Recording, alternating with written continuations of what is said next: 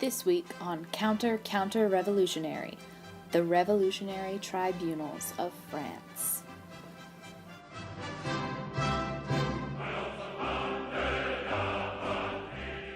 The French Revolution, often cited as the bloodiest event in France's history, can be viewed as an example of the dangers of extreme radicalism perpetuated by fear.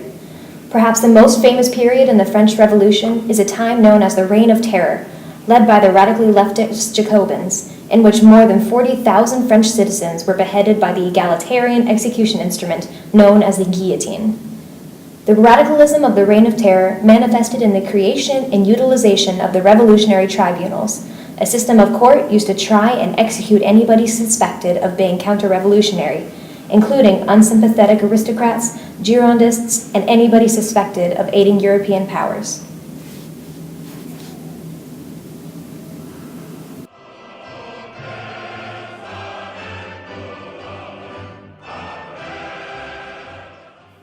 The Revolutionary Tribunals were established in 1793 by the National Convention after a proposal by Georges Danton, Robert Lindet, and René Levasseur.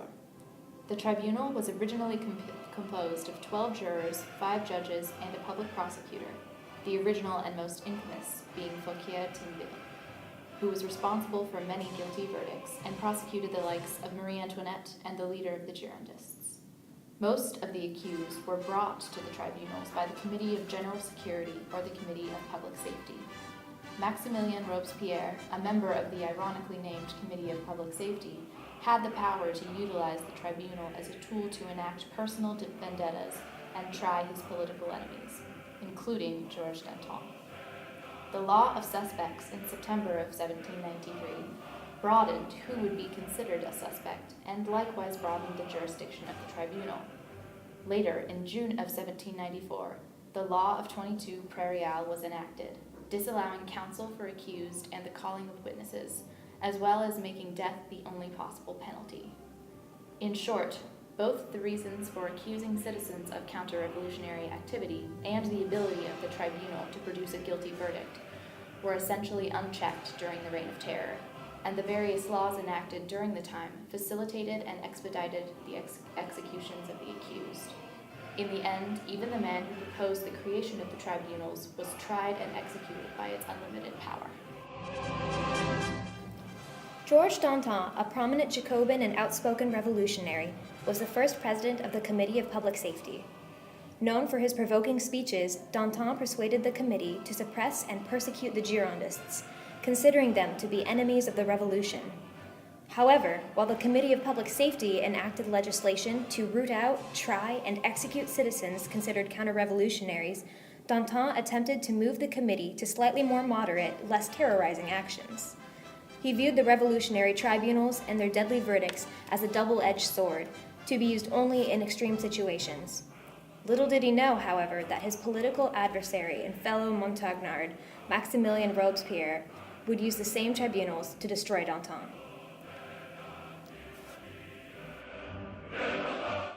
Danton and his associates shall be apprehended, taken up, and arrested wherever they may be found.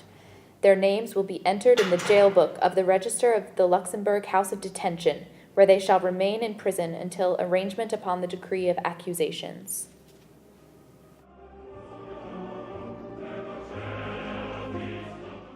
Held in the early morning to deter crowds that could be influenced by Danton's persuasive speeches, the trial commenced on April 5, 1794.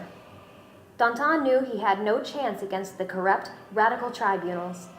At his trial, he expressed the injustice, crying, "We are to be condemned without a hearing. There is no need for the jury to deliberate. We have lived long enough to be content to slumber in the bosom of glory. Take us to the scaffold."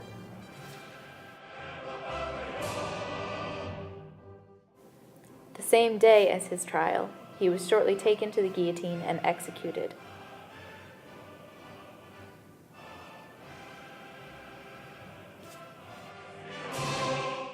Many historians have undertaken the task of interpreting and analyzing this bloody time in the French Revolution. First, here to share his extensive knowledge of this topic is renowned historian Jim Haster.